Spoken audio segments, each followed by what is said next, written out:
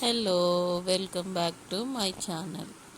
నేను మీ శాలిని. ఈరోజు మరో కొత్త రెసిపీతో మీ ముందుకు వచ్చాను. గోబీ 65.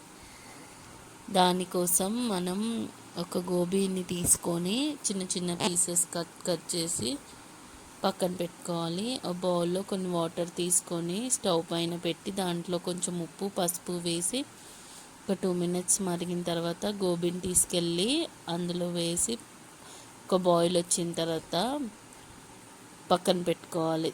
వాటర్ నుండి తీసి తర్వాత ఒక ప్లేట్లో మైదా పిండి, శనగపిండి, ఉప్పు, కారం, అల్లం వెల్లుల్లి పేస్ట్ వేసుకొని మిక్స్ చేసుకొని ఈ బాయిల్ చేసిన గోబీని దాంట్లో వేసి మిక్స్ చేసి కొన్ని వాటర్ వేసుకుంటూ మిక్స్ చేయాలి. మిక్స్ చేసి పక్కన స్టవ్ పైన ప్యాన్ పెట్టి దాంట్లో ఆయిల్ వేసి ఆయిల్ హీట్ అయిన తర్వాత గోబీని మిక్చర్ని తీసుకెళ్ళి దాంట్లో ఫ్రై చేసి